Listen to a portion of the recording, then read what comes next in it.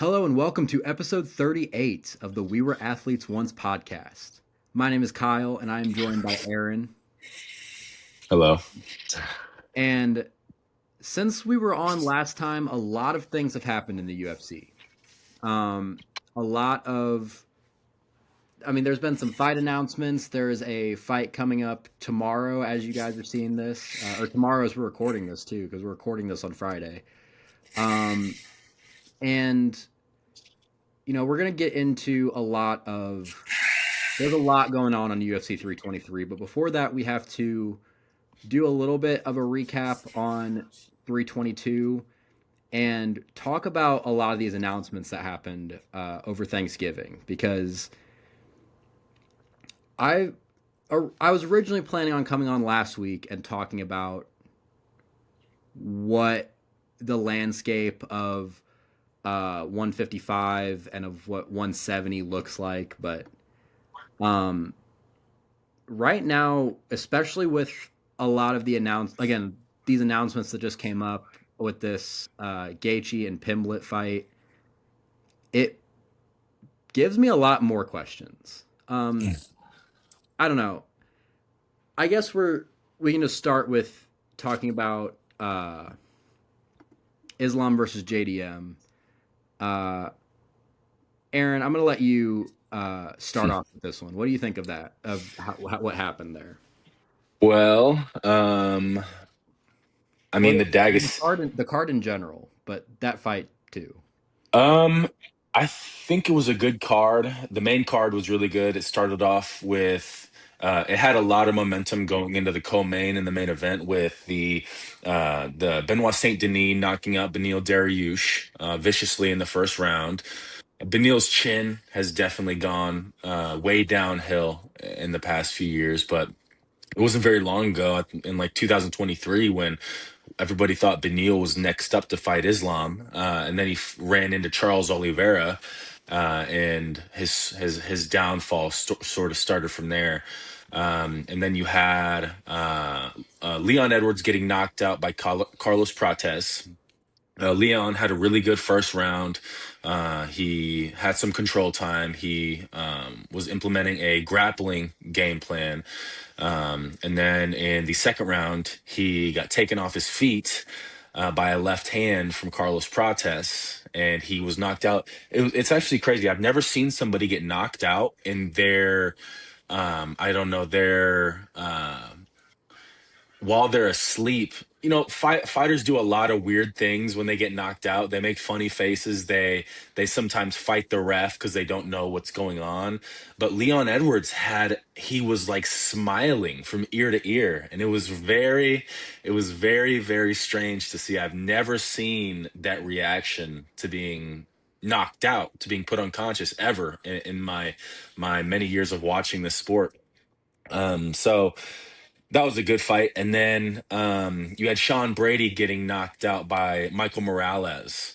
And those three fights, especially the two welterweight fights, it was sort of ushering in the new era of, especially at welterweight, with these young guys in Carlos Prates and in Michael Morales, and also in Ian Gary, who fought the following week. I believe that was 2 weeks ago. But these younger guys are really coming in, and they're taking out the older guys, and Leon Edwards and Sean Brady and Bilal, who was taken out when he fought Ian. But that main card really started off with some really, really good momentum. Three knockouts, three finishes. I believe, yeah, the Benio one was in the first. Sean Brady, that fight ended in the first. But the Edwards Protest fight ended in the second. But great momentum. And then you had the co-main and the main event with the Shevchenko and Zhang fight. That fight wasn't very eventful. It's kind of just uh Shevchenko was a lot bigger than Zhang. I had Zhang going into that fight, Shevchenko's age, and a lot of times in MMA, when a fighter goes up in weight, they can use their lighter man, or lighter, in this case, lighter woman's skill in that fight when they travel up a weight class. But in this fight, that's just not what happened. It made for not, it wasn't the most eventful fight. And then you had the main event. Oh, and Shevchenko sort of dominated Zhang, which is crazy. But Mackenzie Dern just won the belt, the vacant belt that Zhang vacated, and I mean, I that's a very winnable fight for Zhang. I see Weili Zhang just going back down to 115 and getting that belt back. Um, and then in the main event, you had, of course, Islam Makhachev going out there and just kind of dominating JDM, which was very surprising. Um, I did not see that fight playing out that way. I saw JDM at the very least putting up a much, much better fight than he did. Of course, I don't know if there was an injury, or I don't know if Islam's just that good, but JDM didn't really do much, or he didn't really have much success. I know in between rounds he was grimacing. He had that face and it looked like he was like about to cry. And I wonder if he had maybe some sort of injury, maybe a rib injury from just the grappling rib injuries you see a lot in those types of fights when guys are just getting grinded out on the ground. Um, just rib injuries are very prevalent in those types of grappling fights. But yeah, JDM kind of just got dominated and just got beat up.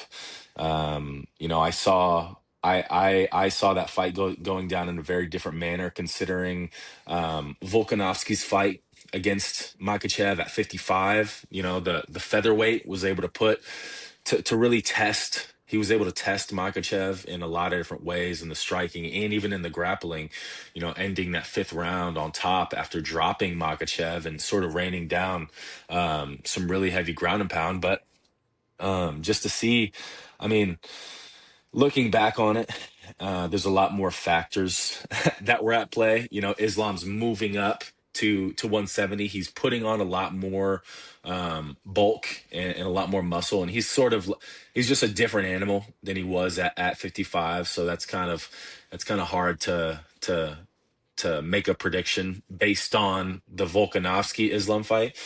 But yeah, JDM didn't really have a lot of success. I think Ian Gary should be next, and so yeah. But it was a very good night of fights. Bo Nickel got a really good head kick, but honestly, I think the co-main and the main kind of dampened the whole night. Looking back on it for me, but Yeah, I think that's Mhm. a sentiment that a lot of people take. I was very excited. I was actually working while I was watching these fights because I was covering the Mizzou game, and while I was at the Mizzou game that night, I was watching the fights on my phone, and I started watching at Bo Nichols' fight. Mm, Um, and that was one that I was really excited for because obviously a lot of the shine has started to rub off from Bo Nickel after his last fight against RDR, and I think he responded perfectly. Uh, I think from beginning to end of that fight, he was really taking over.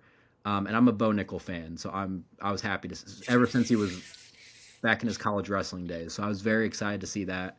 And then as for the main card, like I mean, you said it. It started out with a 16-second knockout from Benoit Saint Denis to Benil Dariush, which, by the way, terrible weekend for Benil Dariush. He started out by missing weight, followed that up by getting knocked out in 16 seconds.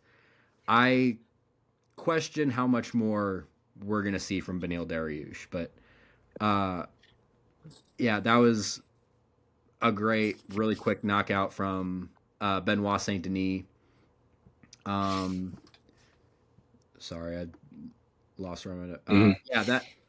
So when it comes to Carlos Prates and Leon Edwards, I was really hoping that Leon could pull it out, only because I hate the fighting nerds. Uh, but I mean, you have to give credit where credit's due.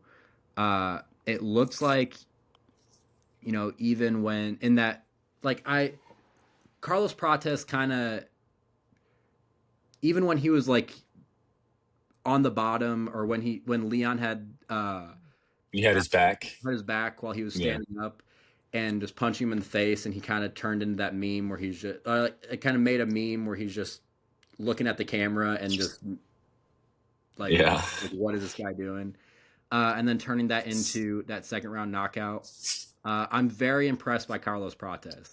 Hmm. I thought that was going to be something that got him a title defense, or got him a title shot, until I've seen every other fight that came out of the welterweight division from that point forward. Mm. Very next fight, Michael Morales versus Sean Brady. And, I thought this was going to be really the first test we've seen from Michael Morales in the UFC, or the biggest real test, fighting Sean Brady. And again, it was a first round knockout. Michael Morales is now 19-0. It's I would like to see him continue to be tested before he gets a title shot. Still a really young fighter too. I believe he's only 25 years old.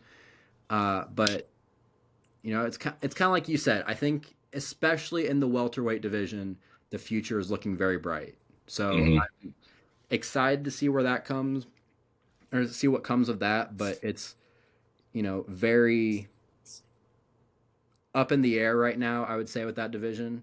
Hmm. And then when it comes to the co-main and the main event, I think you saw two different sides of the coin on what it might look like whenever someone moves up. Because on one hand, there was Zhang Wei Li, who I did think Shevchenko was going to win that fight, but I didn't think it was going to be quite at the level that uh, we saw. I mean, Zhang Wei Li is a very, very impressive fighter, but you talked about Valentina Shevchenko's age. She's only a year older than Zhang Wei Li, and again, she moved up a weight class, and the size really showed that difference, or the size difference there was really shown. Hmm. Uh, Is Zhang, is she 34? she's 36. What? Yeah, she's She's 36, 36? and Shevchenko's 37. Wow. So yeah, I think in that fight, and again, it makes a lot more sense. I think it's a lot harder to move up with these smaller weight classes, because I just think the size difference really shows a lot more there. And, with a women's flyweight fight, especially. But then on the other side, you see what happens when Islam moves up. And I think he kind of benefited from moving up with not having to deal with how his body is feeling during the fight after a hard weight cut. Hmm. Able to move up, feel a little bit fresher, go in against, again, a really tough fighter with JDM, who's, as we said in our last UFC episode, one of the best boxers in the organization, and kind of made his boxing useless, I would say. Uh, Hmm. a lot of, you were talking about how uncomfortable JDM looked, and how he had these faces of like in pain. And I think a lot of that came from Islam's leg kicks. He really ate up that front leg from JDM, and I think it kind of showed. He stopped being able to move around a little bit, or as much as he normally does in there, and I think that made it a lot harder for him to defend those takedowns. So I think Islam just had about as perfect of a fight as it could be, and he fought like you see a lot of these Dagestani wrestlers. It's how you normally see them win a fight. Hmm. I even include Hamzat in that, which I know he's not from Dagestan, but he kind of fights that same way. If it A lot of what we saw in the main event of UFC 322, it reminded me a lot of Hamzat versus DDP, where Yeah. he immediately took him down and then just held him there the entire time. Yeah. Didn't really even do a whole lot of damage on the ground, but just held him down to where JDM couldn't even do anything. You'd see him like get his knees under him and then immediately get broken back down. Hmm. Yeah, It's very and impressive by Islam. that's a double-edged sword. Or there's two sides to that coin, because on the one side it's like, yeah, like stop him. You have to be able to stop him from doing that. And if a man can come in that cage and hold you down like that and sort of neutralize you, then like there's not much you can say. Like he's the better fighter, but at the same time, on the other side of that coin, I'm like, dude, I don't want to watch this. Like that's not why I watch like MMA. And I'm not even hating on grappling, because you have there. I think of guys like Khabib that go in there and they get the dominant position, and he's trying to finish you. Like you watch the McGregor fight, you watch the Gaethje fight, you watch the Poirier fight. He's going in there and he's like mainly a grappler, and he's trying to kill you in there. He's not just sitting in dominant position for 20 minutes of a 25-minute fight, just banking rounds. Khabib went in there to try to finish you.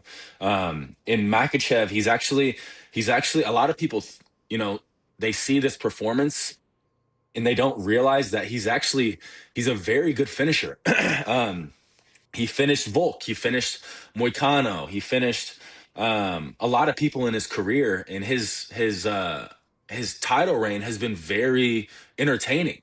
The fight with Oliveira, finished Oliveira, finished Poirier, finished Volk. Like I said, he's had a very entertaining title run, and even run up to the title. But this one was just a dud. Like I was like, I don't want to watch this. Like I'm bored.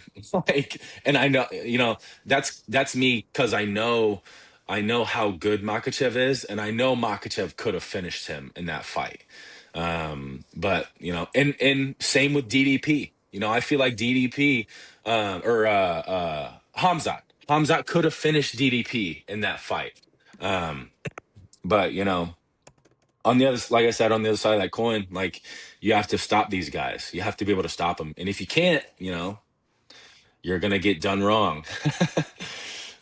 Yeah, and So so with Islam moving up, he is now a two division champion. He is the 11th two division champion in UFC history.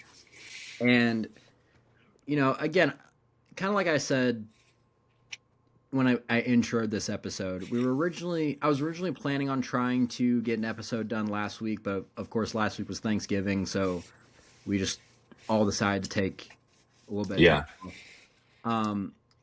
And the reason why I really wanted to do one last week was because I think the everything going on right now at with the fights that we just had at welterweight kind of ties into a lot of the issues that we have at lightweight, where no one's really known what was next. Because if you look at lightweight, obviously Ilya is the champion. Armin came in, not too long ago and fought Dan Hooker and had a very dominant performance. Proved why he was the number one contender in the division. And yet uh, on Thanksgiving, Dana White announced that obviously with Ilya taking some time off because of some personal issues, there's going to be an interim title fight in January between Justin Gaethje and Paddy Pimblett. And you heard Justin Gaethje, like his name in discussions for a while because he wanted the title fight or he was threatening to retire. The UFC wanted to make Ilya versus Paddy. Prior to that announcement, there was just a lot up in the air at lightweight, and I feel like welterweight right now is kind of the same way because obviously now Islam is the champion. There's all these guys that are behind Islam that you could argue has a case for a title fight with, Ian Gary, what he did against Bilal Muhammad. Again, just a dominant performance, finished in a decision, but it was, I believe, every single judge called it 30-27. Uh, Mhm. then there's Michael Morales, who's undefeated.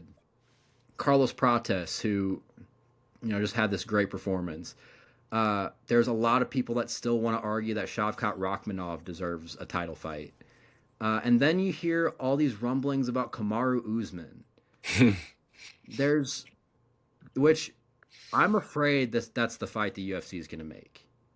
But Yeah, they I, could. They could. what do you think is the best way to go from here? Like, what are the best matchups to make? If you have to think of who's next for the title and what is the best number one contender fight to go along with that, that you can kind of piggyback on that same card. For each division, lightweight and For welterweight specifically. welterweight. We'll get into lightweight. Well, for welterweight, I think Ian Gary should be next. Well, I'm kind of gonna play some MMA math here.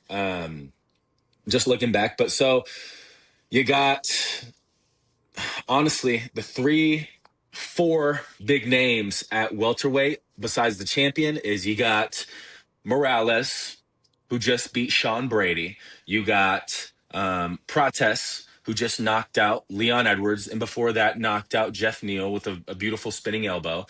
You got Ian Gary, who just beat Bilal, who also beat Carlos Prates.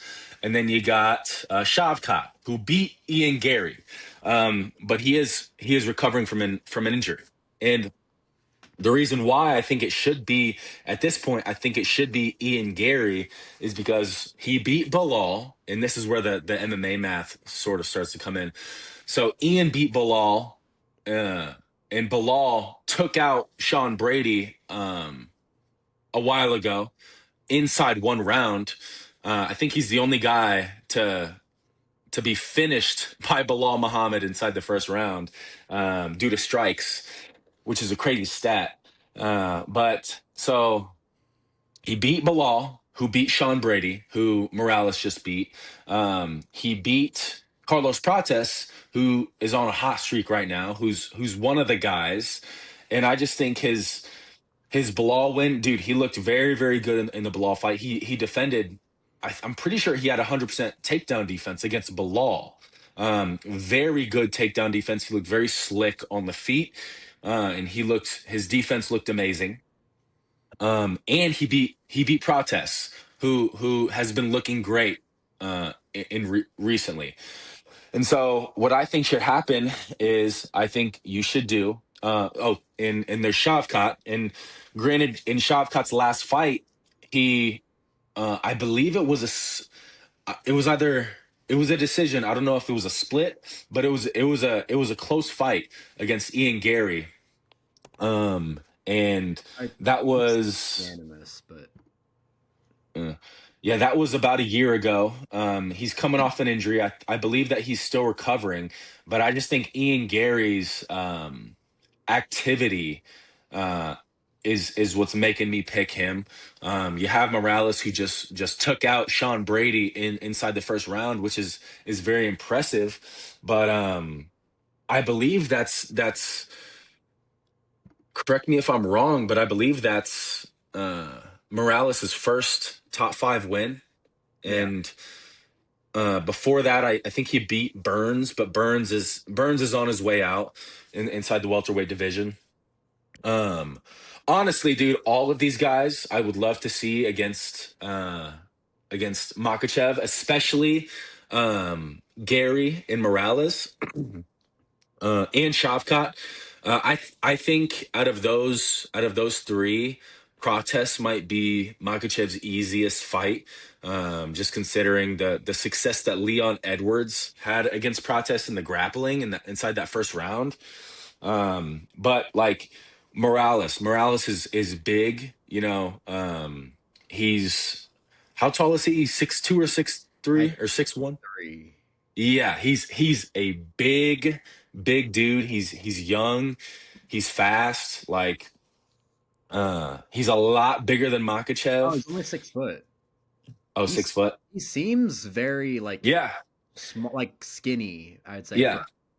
170, but yeah, he's only 6 foot. He fights like he's 10 feet tall. Like this, the way he took out Sean Brady, who is an insanely good grappler. Sean Brady couldn't get, I mean, even a takedown entry. Um, and so, but I think overall, just from the Protez win and then that Bilal win, I think Ian Gary should be next. Shavkat, although he beat Ian Gary, that was, I think, a year ago, and he hasn't been very active. I know he's coming off an injury. But what I want is I want Ian versus Islam for the title, and then you book the banger that is Morales versus Prates. That is an amazing fight. Two big, powerful dudes at 170. You know, this new blood that's coming up. That's a great fight. Unfortunately, you would be sort of killing off some new blood that's coming in at welterweight, but that's an amazing fight that I would love to see. And then I guess Ian Gary's talked about that if he gets that title, the first fight he wants is that Shavkat fight. And I mean, I see, give Shavkat the winner. Let Shavkat get the next title shot. But I think he is still recovering from that injury. And so yeah. But Ian Gary is my pick for the next challenger. Yeah, I would agree. I went into that that card thinking the guy that the next was going to get the next title fight was also fighting on that card. Uh, but I think again, the only loss Ian Gary's had in his career was against Shavkat. And my issue that I have with Shavkat is I don't think you can spend what will probably be at least a year and a half recovering from an injury and then immediately step into a title shot. I think you need to, because he hasn't fought since December of 2024. So we already have until February of 2026 decided. We are probably not going to see him again for a few more months after that, if anything. So I just don't know when we're going to see Shavkat back.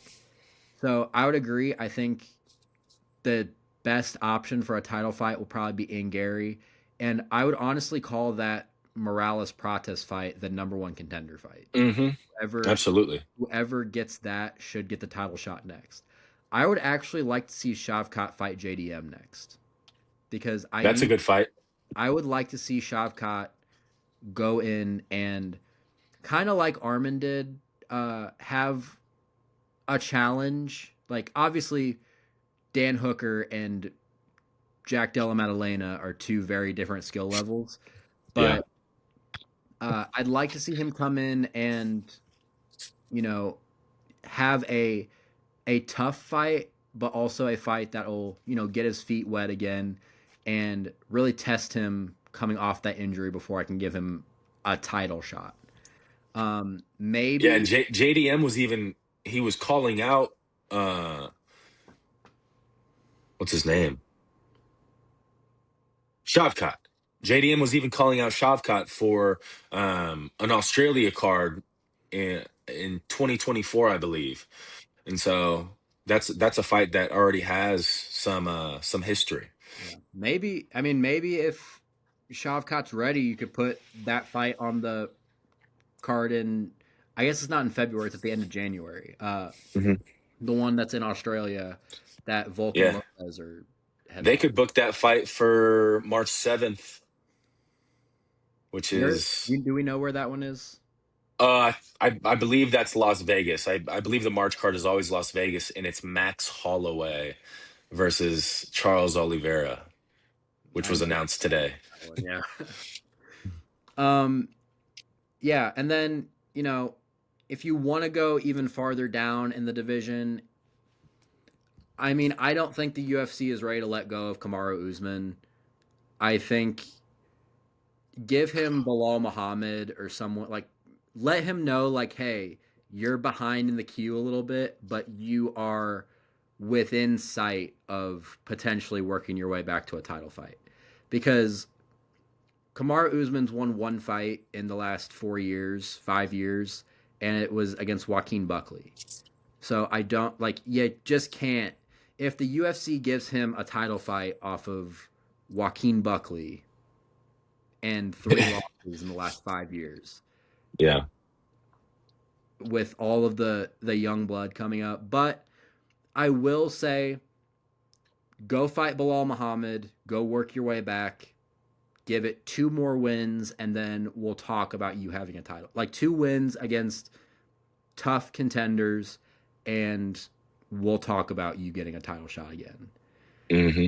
Uh, but I guess going off of that, since I said they tie into each other, you also have to think about, and this was something to think about a little bit more prior to this past Thanksgiving, because, again, obviously they announced the interim title shot, but I think you also had to think for a little bit, at least for a while, about would Islam even be fighting at 170? Would they just throw a bag at him, being like, "Hey, go down to 155," or would they Hmm. let Ilya move up and say, "Hey, go fight at 170"? Uh, I think the interim fight throws a little bit of cold water on that too. But I mean, even with the interim fight, I could easily see Ilya's next fight being against Islam. Hmm. I mean, it would throw a wrench in so much, because you'd. I mean, of course, I want to see that fight more than anything right now. But you have the at 55, you have the interim fight that's about to happen, so that they have to fight Patty at some point, or they have to fight Ilya at some point. Then you have Armin, who's like, he's been the number one contender for the past like 2 years, so he has to fight also at some point.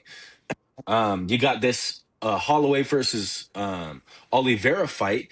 Like, there's gonna Who are be both three. who are both ranked higher right now than both Patty and Gaethje. Dude, dude, I could rant about this.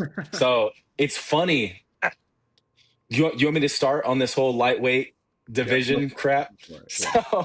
So I heard rumblings of an interim title fight that was going to be booked, or just a lightweight title fight that was going to be booked. Either Ilya versus somebody, or an interim title fight, because at that point, um, uh, there was rumors of Topuria going through some personal stuff with his marriage, and he was going to need some time to rest. And so I was like, okay, they're just going to wait. And we weren't getting an announcement. So I was like, okay, so they're just going to wait for this Armin fight to happen to see, what's next. Is Hooker going to beat Armin?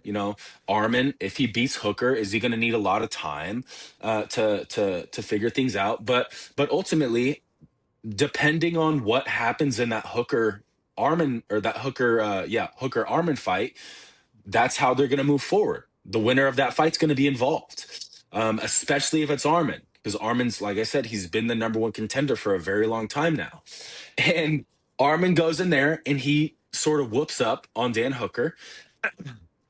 And then they still end up just booking Justin Gaethje versus Paddy Pimblett, which is an absolutely egregious interim title fight. It's probably one of the most egregious interim title fights. Because Paddy Pimblett's best win is Michael Chandler, who I think, He was ranked 7 at the time of yeah, that fight. I think at this point he's 2-5 or 2-6 in the UFC. Uh, at this point, he's lost. He's on a when Paddy fought him, he had I think he was on a 2-fight losing streak, and Patty goes in there and beats him, and he's put into, well, automatically he was going to get put into a title shot, because it came out that from Justin Gaethje, it came out that they were, no, Armin said this. He said that they're already planning on doing Patty versus Ilya, until Ilya came out and said that he wasn't going to be able to fight, so they booked the Patty versus Gaethje. And so Patty's not deserving of this fight. Gaethje is not deserving of this fight. He, in his last fight, I believe Fiziev was not, I think he was 10 or 11 ranked. He might have been a few spots below that, but he definitely wasn't in the top five. And so he goes out there and goes to a decision with Fiziev. Okay, I mean, good performance. But before that, he was dang near murdered in the octagon by Max Holloway, put face down unconscious, and sort of dominated by Max Holloway. And so, I mean, considering all that, considering Justin has won one fight, he's been saying, if I don't get the title shot, I'm gonna retire. Like, dude, I don't think you deserve it. I don't think you deserve to be making demands when you're sitting in the position that you're sitting. You know, coming from winning one fight after fighting Max Holloway and almost dying. Um, and so,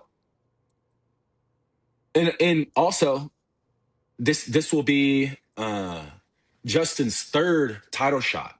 You know, he's had two before that he's lost both of them.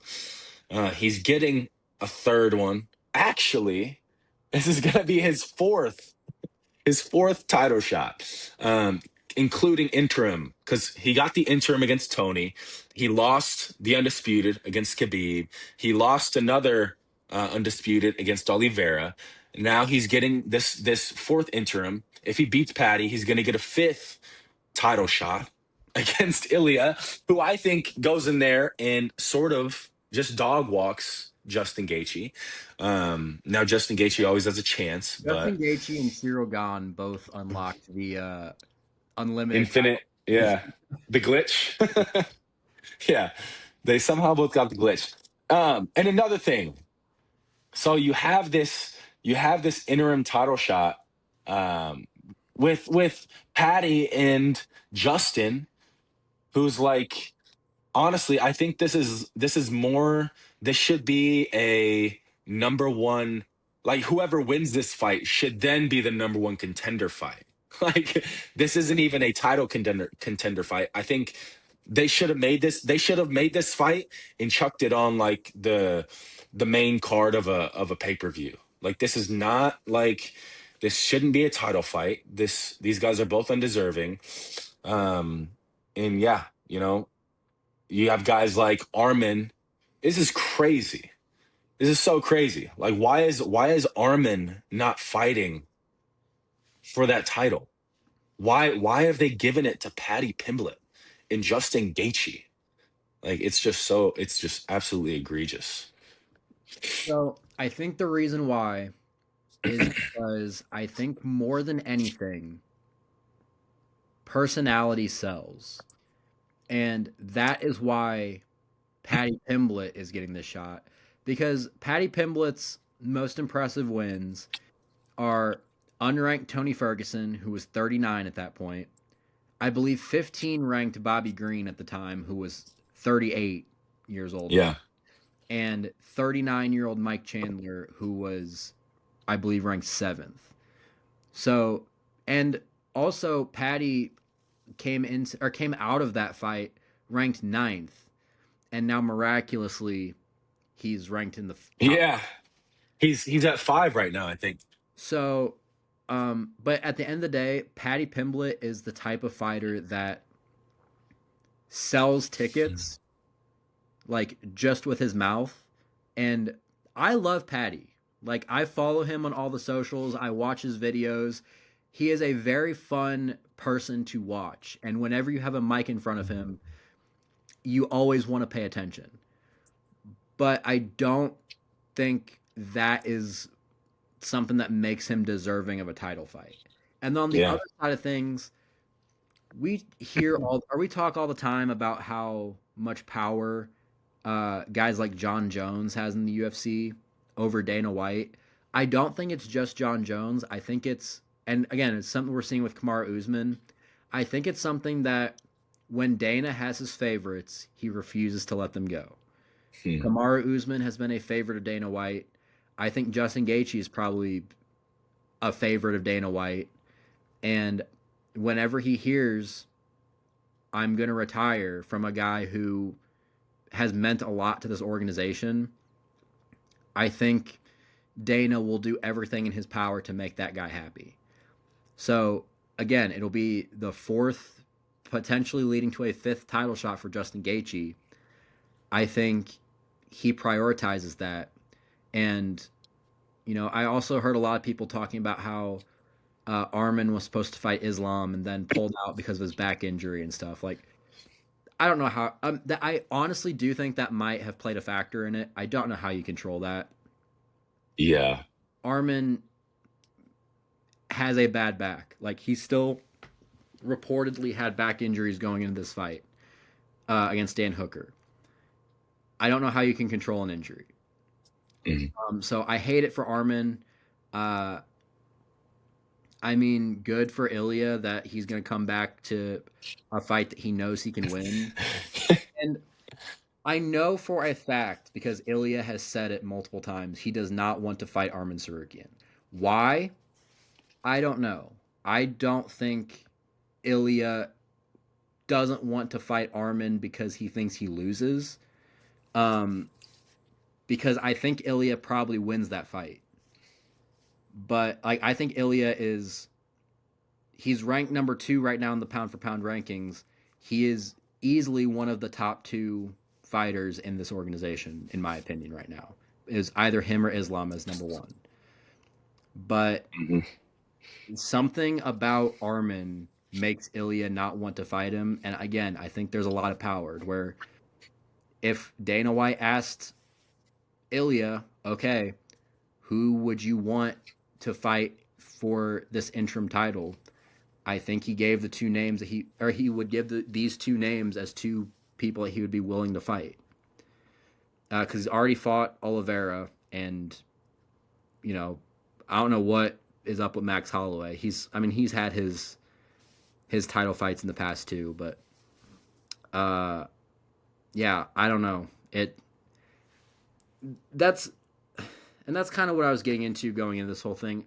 Right now, both of these divisions are absolute messes, and I hope something happens that cleans it up soon. Because, you know, Ilya still claims to want to fight the White House. I want that, if he ends up getting that White House fight, I want it to be against either Islam or Arman. Like, I don't Mhm. want to see the main event of the White House fight being Paddy Pimblett versus Ilya Taporia or Justin Gaethje versus Ilya Taporia. Can you imagine though? Say Justin beats Patty, and then you have Justin Gaethje versus Ilya Taporia at the White House, and even further, imagine this: Justin Gaethje, 37 years old, knocks out Ilya Taporia on the White House lawn. I would lose my mind because I love Dude. Justin Gaethje is one of my favorite fighters. I love Justin Gaethje, Yeah. but Like I'm an American, like heart and soul, I'm an American, okay? And when an American is fighting for a title on the White House lawn, I have to root for him. Like it doesn't matter who it is. Like all the Americans on that card, I'm gonna be rooting for. I might paint my face red, white, and blue for that card. But um, yeah. look, I'm with you there. If the main event of the White House is John Jones versus Tom Aspinall, I'm rooting for Tom Aspinall. Uh, outside of Fair. that, Fair. outside of that, I'm with you. Yeah.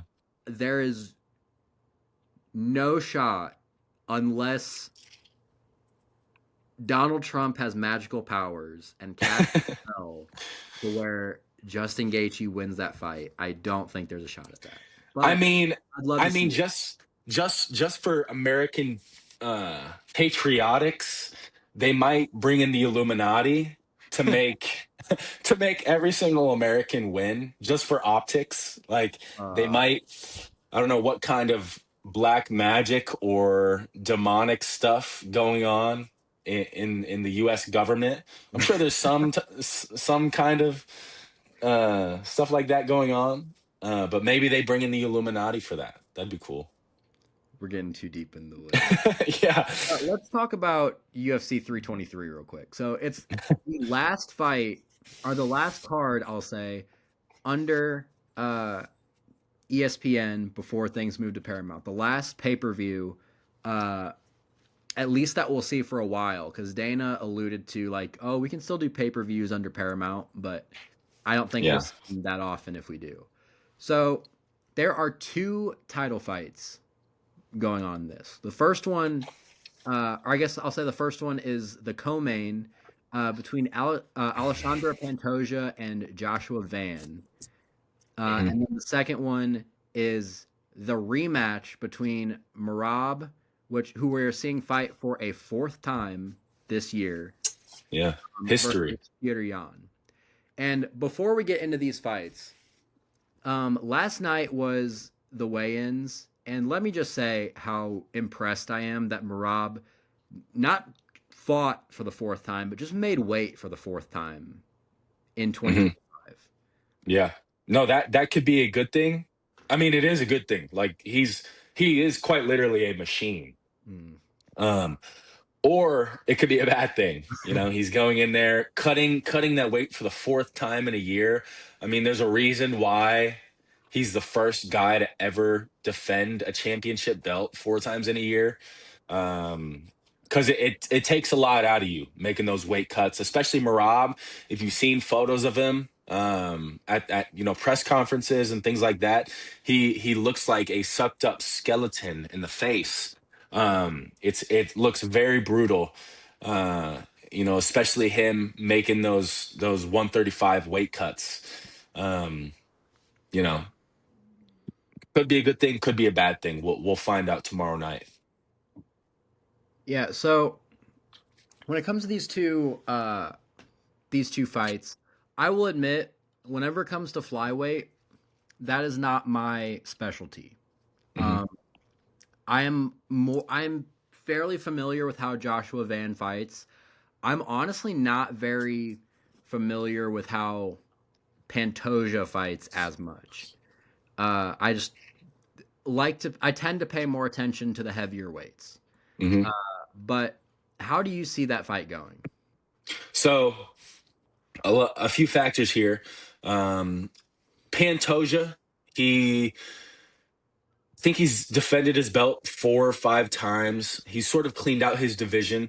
You got contenders like Brandon Royval, Brandon Moreno, Kai Kara France, Steve Urseg. He's beaten them all at least once. He's beaten some of them twice. Maybe even one of them he's beaten 3 times. Moreno, he was on The Ultimate Fighter with years ago. Counting their exhibition matches, I think Pantoja's got 2 wins over him. I think Pantoja fought Kai Kara France on The Ultimate Fighter a while back in the same season, and so. But what I'm trying to say is that he's cleaned out his division. Pantoja is one of the best champions we have in the UFC right now. Um, He's he's a grappler. I think that's his main martial art, but his striking has gotten very good over the past few years. And back in 2021, he beat Manel Cap. If you know anything about the flyweight division, Manel Cap is one of the best strikers in that division. In fact, next week he's fighting Brandon Royval for the number one contender fight, and so he actually beat Manel Cap, which is very impressive in the striking realm. And so he's a grappler, but his striking is catching up. One of the most dominant champions that we have in the UFC, and he's fighting Brandon Roy or not Brandon Roy. He's fighting Joshua Van, who Joshua Van's 24 years old. If Joshua Van wins this fight, he will be the first fighter born in the 2000s to win a UFC title, which is crazy. He's younger than me, which is crazy. It's crazy watching anybody in the UFC that's younger than you, but let alone fight for a title. Like that's crazy. Like he's living my dream right now. But um Joshua Van has some of the nicest boxing in the UFC. He's got some of the nicest. The way he rips to the body is just beautiful. Some of the best boxing. In his last fight, he came up on short notice to fight the number one contender, Brandon Royval, and beat him in a fight of the year. Joshua Van is very good.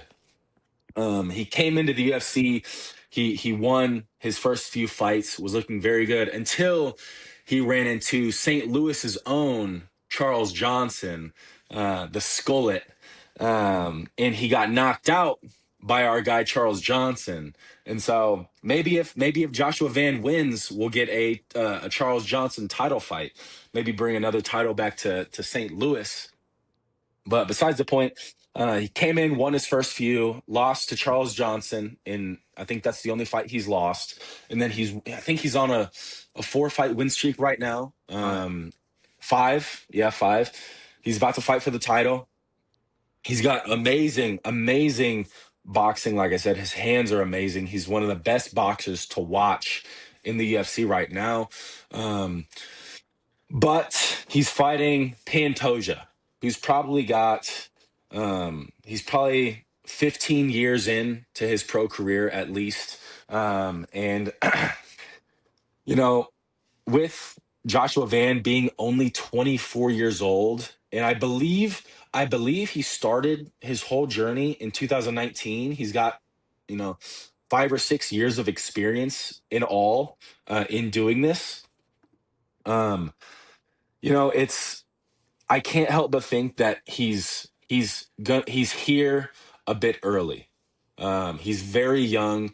He's 24. You have to be very, very, very, very special to do what he's about to do, and he's special. Don't get me wrong; he's very special. But in a lot of his previous fights, they're very, very competitive. He gets knocked down. He gets hit a lot. And he hasn't been doing this for very long compared to Pantoja. And man, I don't see him surviving on the ground. On the feet, he's got a very good chance, but even still on the feet, Pantoja is very good. He's very good with his kicks. His kickboxing is very good. And Pantoja's the by far the more well-rounded fighter, and I don't see Joshua Van getting this one done, unfortunately. It's just and I don't think this is the last time we'll see Joshua Van in an undisputed title fight. He just beat the number one contender. But I do feel like he's arriving here a little bit too early. Yeah. If something that I just looked up, if Joshua Van wins this fight, he'll be the second youngest champion in UFC history. Yep. Only Yep. John Jones. Yep. John Jones was 23. Yeah. Can you imagine? It's whenever it comes to this fight, it's tough because I do know the two of them are very similar on the feet. I would honestly, again, I'm not as familiar with Pantoja's game, which it's a champion with 4 title defenses. So for someone that hosts a UFC podcast, inexcusable. I'll admit. Yeah. That's a lot. But I honestly give, from what I have seen from Pantoja, I might give the edge on the feet to Van. But again, I know Pantoja is a great grappler, and I think that might be the difference. Because we've just seen it time and time again, especially recently, that grappling is, whenever it comes to situations like this where it's two fighters that are really good on the feet and one is clearly a better grappler, that grappling does tend to make the difference. So, or even if one is a significantly better grappler and one's a significantly better striker, the grapplers have tended to win these fights. And Pantoja's battle tested. He's a lot older, but he's also probably got bringing a little bit more wisdom into it. I would probably lean towards Pantoja, but I am really hoping for I'm rooting for Joshua Van, but I do think Pantoja is going to win this fight. Hmm. And then when it comes to the other fight, I honestly think it will come down to if Marab is 100%. Because Yeah. I mean, we saw this fight before, and you know, Petr Yan had very little success, I would say, against Marab. Mhm. And you know, just with how Marab has been fighting over the past few fights that he's had throughout this whole year, um, he seems like no one can stop him. Mhm. Yeah. Um, in their first fight, I believe Marab shot something like 45 takedowns, but Peter Yan defended 30, 35 or something like that. Um, Crazy numbers shooting in the 40s takedowns. Like there's some guys in the UFC, some professional fighters who will shoot 2 or 3 takedowns and be gassed. Like I don't know what they have in the water over in Las Vegas where Marab is training and where he's been training. But dude, his nickname is probably the most fitting nickname in the UFC, the Machine. That dude is a machine. Shooting 45 takedowns in a fight is insane. But yeah, like you said, it was a very dominant. Fight, he was just getting takedowns just to pat. He said he was getting takedowns just to pad his stats because he wanted to be the first fighter to get 100 takedowns. Yeah. And I mean, in their first fight, um, there was a lot of dominance from Marab. Um, but I think Peter did have a few moments of where his defense looks so good. Apparently, he says that he had one arm in that fight. Of course, that can just be an excuse. We'll see. But where Pantoja he's my lock of this card. Like he's the guy I'm most confident in to win. I think Marab I'm pretty confident that he's gonna win, but Peter Yan is so crafty and he's so good.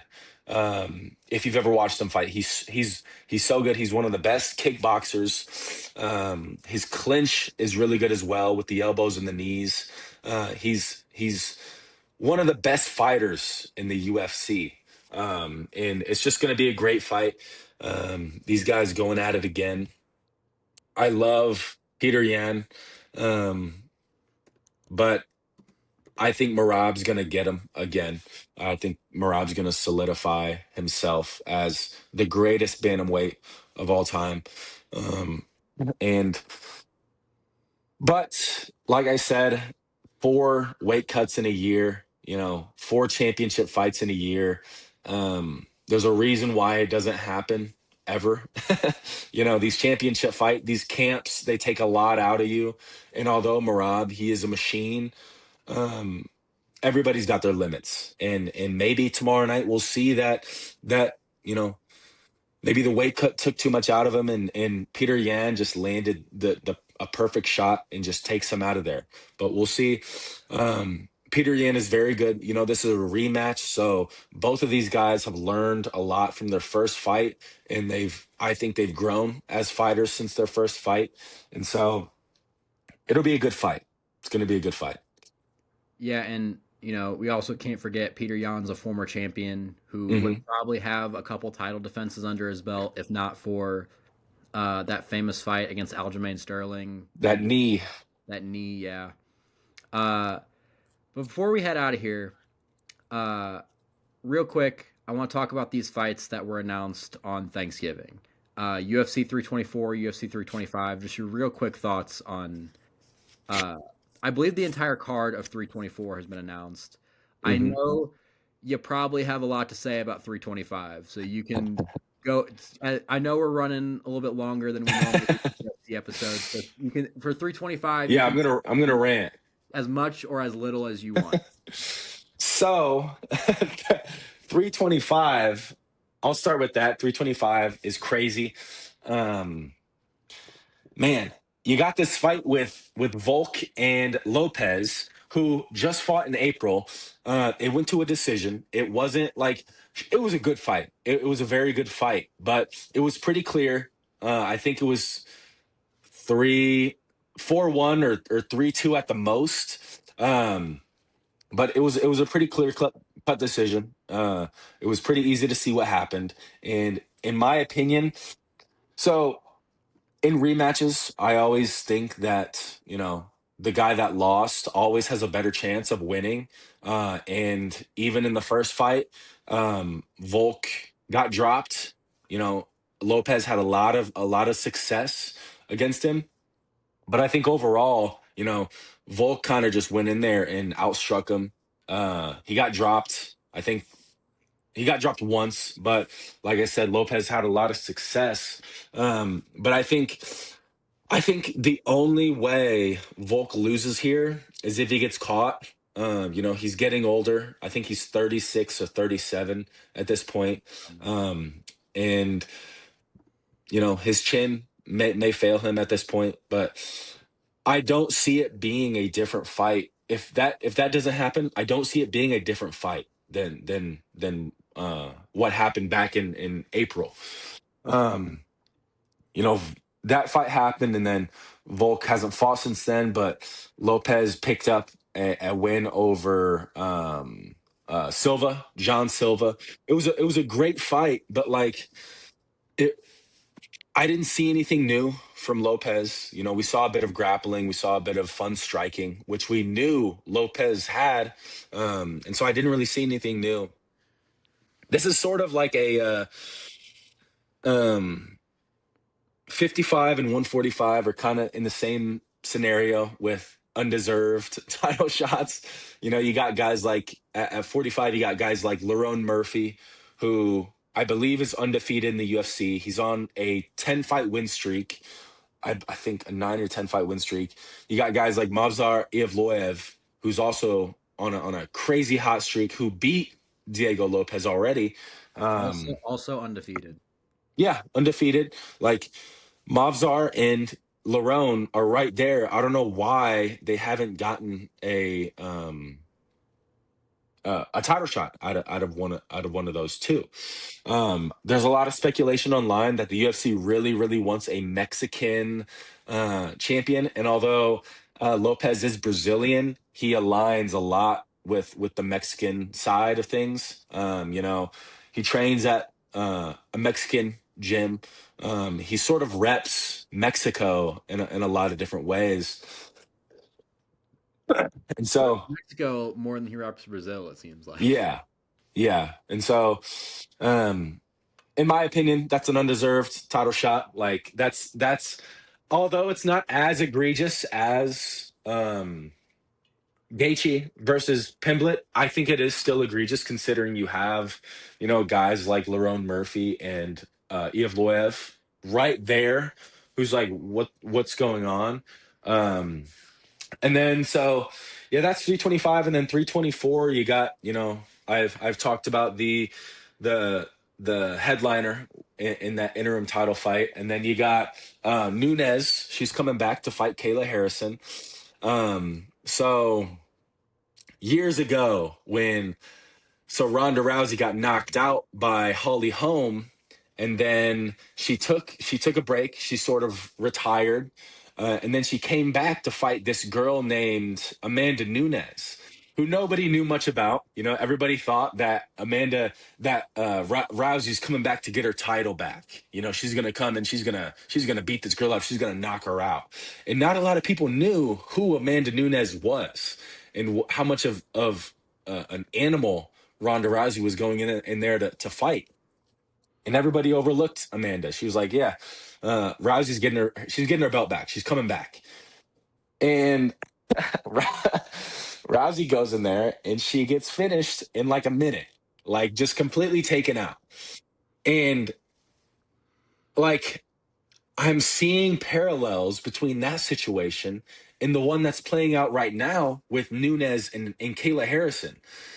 Not a lot of people know about Kayla Harrison and how good she is. Looking at her, you can see she obviously looks very, very strong, and her arms are bigger than mine. But dude, I see parallels here. With Amanda, she retires, and now she's coming back to get her belt back against this Kayla Harrison girl, who won the belt in while Amanda was absent in her retirement, and I think Amanda Nunes is going to get Rouseyed. She's going in there, and I think she's going to lose. I really do. Kayla Harrison is very good. She's a judo. I think she's a bronze medalist. I think she lost. She actually lost to Ronda Rousey um, for the medal. I could be wrong there, but By the way, um, insane that we've been talking about Ronda Rousey for as long as we have, considering she's yeah, the same age roughly as a lot of these like champions nowadays. yeah, yeah. I mean, she's a pioneer of the women's MMA. A lot of people hate on her for her attitude and the way she handled her loss, but I mean, she really is like probably the reason. I mean, they probably would have brought in women's MMA at some point, definitely. But she's one of the main reasons why women's MMA was brought into the UFC when it was, because you had this huge star in Ronda Rousey just tearing people up in Strikeforce. And whenever the UFC acquired Strikeforce, then they brought in Ronda Rousey, and she was this huge star. She's a pioneer. But back to the Kayla Harrison fight, yeah, I just think Harrison's gonna just I think she's gonna beat her. I think she's gonna be too physical. Um, and so yeah. And then also on that card, you have Derek Lewis versus Salsa Boy. What's his name? Waldo Cortez Acosta. Waldo. Waldo. Um, that's going to be fireworks. That's going to be absolute fireworks. I think Waldo Cortez Acosta has some of the crispiest boxing in the UFC's heavyweight division. Um, One of you got guys like Pavlovich, who's already beaten uh, Salsa Boy. You got guys like Tom Aspinall. But in terms of like technical boxing, um, Cortez Acosta has some of the best. He's got really good striking, but he's going up against Derek Lewis, the knockout king, who just seems to be able to find it. He seems to be able to just find that shot. I'm right now. I'm favoring Acosta. He's younger. He's surprisingly he's as tall as Derek Lewis. Uh, just judging on their face off, I don't know what the UFC stats say, but their face off that they had today was very good. Yeah. And so that's going to be a banger. That's going to be a crazy fight. And then you have Sean O'Malley versus Song Yadong. Song Yadong is very good. He's a very good striker. He's explosive. He's got great hands. And then he's going up against O'Malley, who's got some of the best, most flashiest striking uh, in the UFC. He's a former champ. Um, and so that's going to be a good fight. Right now, I'm favoring O'Malley in that fight, just with his range and his how good his striking is. And he's seen the Song Yadong type fighter, the explosive striker. He's seen that so many times before, but I don't know how many times Song Yadong has seen a striker, a long, tall, rangy striker like Sean O'Malley, other than Corey Sandhagen, who lost or who beat Song Yadong already. Granted, that was due to an elbow. Sean and Corey sort of fight differently, but in this fight, I am favoring Sean at this moment in time. Um, it was funny. They had a face off today. I don't know if you saw it, but in their face off, Song is from China. He's Chinese, and Sean walks up with a COVID face mask on his face in the face off, and I'm like, dude, that's funny. I don't care who you are. Like, that's funny.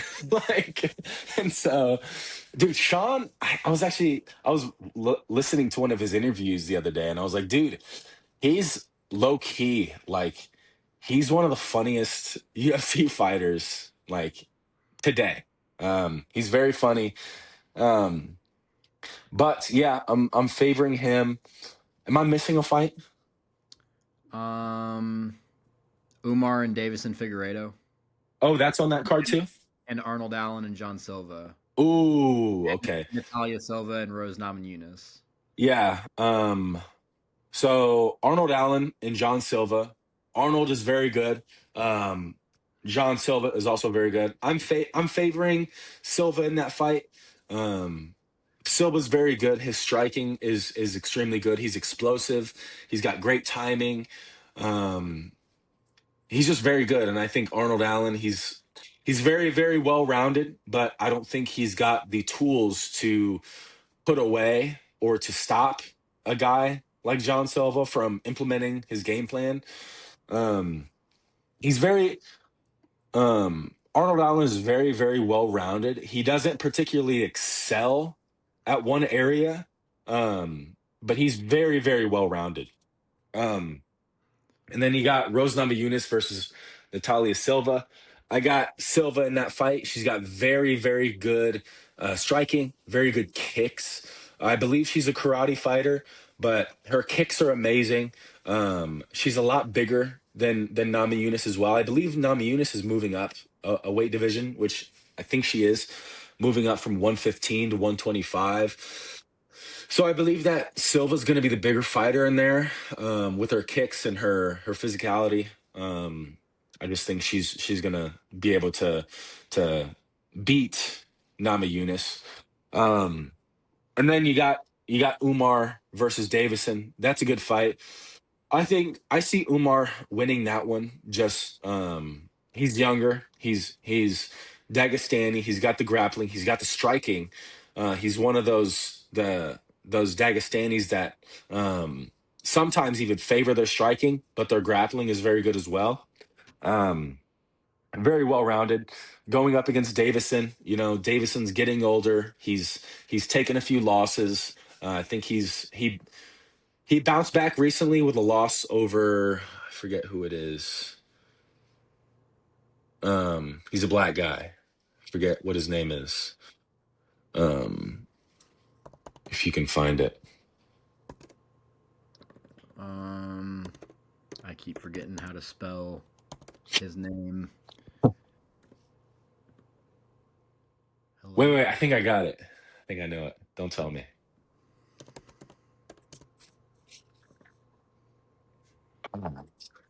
Do you know it? Spell his freaking name. Deivison. Deivi. There he is. No, where to go? There it is. I can't want to spell with an A. Davison. Yeah. Montel Jackson. Montel Jackson. I knew it was his last name was Jackson or something like that. But yeah, in his last fight he beat Montel, and I think before that he took an L to Yan, and then before that he took an L to Sandhagen, and so he's taken a few L's, whereas Umar, and in fact, I like how Umar is staying active. He's not just sitting by and demanding a title shot because he had a close fight with Marab. He just beat Mario Batista, who a lot of people considered as the dark horse of this division. He beat Mario, and then he's going into another fight against Davison. Davison's very good. Like I said, very well rounded. He's got very good grappling. He's got good striking. But like I said, Umar, he's a Nurmagomedov, and I think he's just gonna do Nurmagomedov things in there. And so that's a great card. First card on Paramount, first free card. I'm interested to see now that these cards are gonna be free. I mean, not technically not free, but Still we're not behind the paywall, paying. but it's going to be Yeah, subscription based instead of pay per I view. wonder how many ads they're gonna have or they're gonna run during those cards, considering that they're not we're not paying that $80 pay-per-view price anymore. So we'll see. I'd probably assume a pretty decent amount. The Paramount's paying double what ESPN had over the past few years, so got to make their money back somehow. Yeah. Yeah, I'll run through them real quick because, like I said, we talked about Gaethje Patty already. Whenever it comes to Kayla Harrison versus Amanda Nunes, I am of the opinion that Amanda Nunes is the greatest female fighter of all time. She, over the course of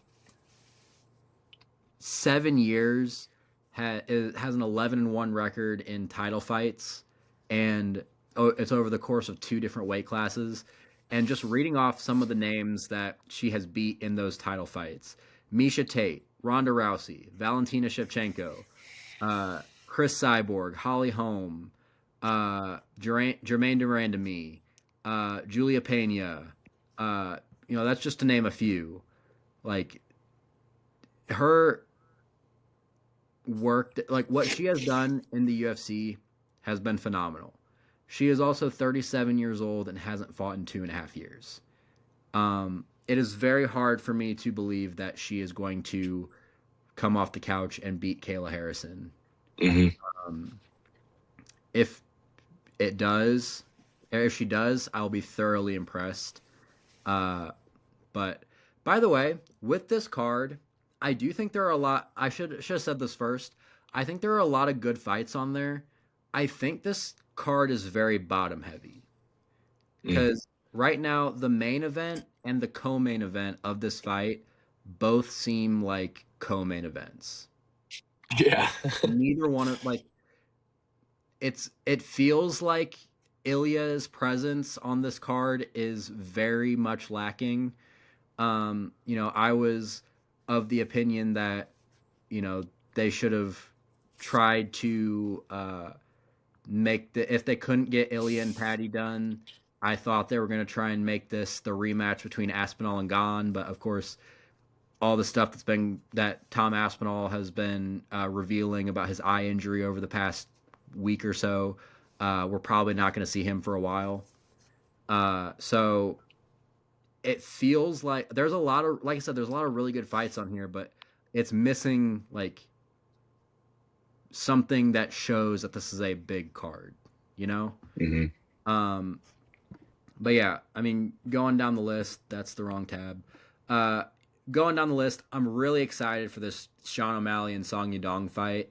I'm normally, just because of me coming from like wrestling for a good part of my life, like a lot of my favorite fighters have always been wrestlers that, can also strike and are looking for finishes. But there's something about how Sean O'Malley handles himself in these fights and his boxing. It's so much fun. Like I enjoy watching Sean O'Malley fight so much. Um, you know, I'm I enjoy watching Song Yadong fight too, but I'm I'm not even bringing a whole lot of like analysis into this, but I'm just rooting for Sean O'Malley. Um, Hmm. I'm not going to talk about every fight, but just a couple of them that stick out to me. Uh, Waldo and Derek Lewis, I actually kind of disagree with your thoughts on Waldo. Looking at him boxing, it kind of feels like he has these really big, like looping punches that, like, he kind of needs to find the right place at the right time to knock someone out. Like, that's obviously with every boxer, but uh, he doesn't seem like he's very crisp with his punches all that much. He's just like kind of swinging wildly and finds a chin every now and again. Um, I think his activity is very impressive, uh, but I kind of feel like this is his biggest test in the UFC, and it's against a 41-year-old who's currently the eighth ranked fighter in the UFC, even if he has the most knockouts in UFC history.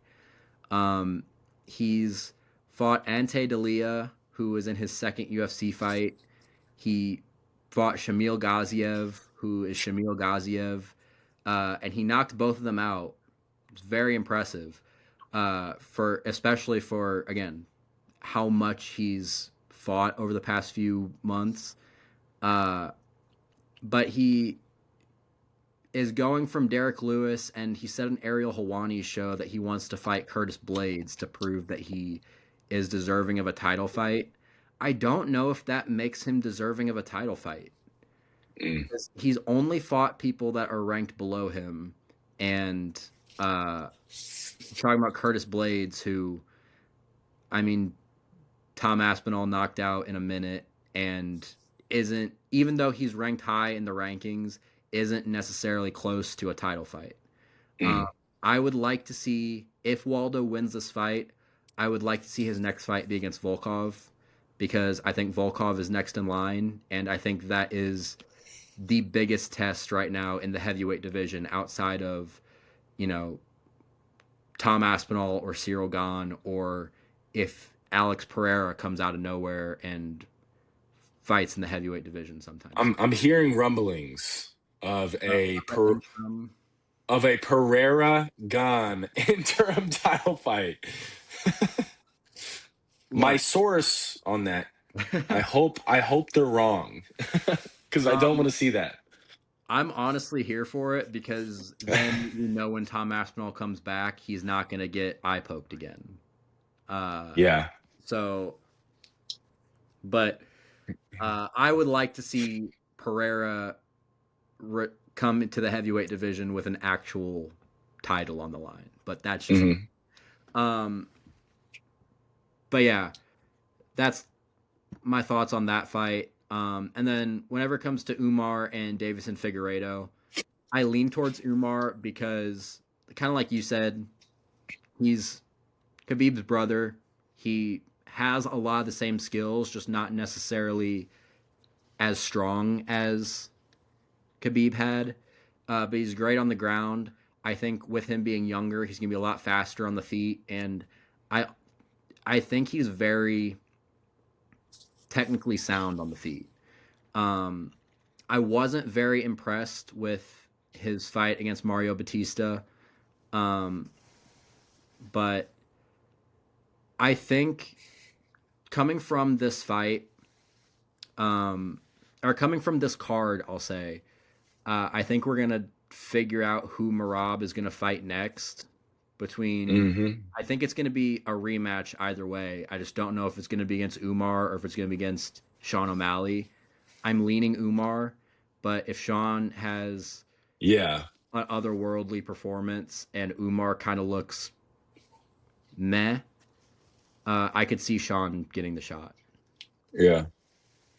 I think I think based off merit, even if Umar doesn't have the best performance, um, they give it to Umar if Umar and Sean come out with a win.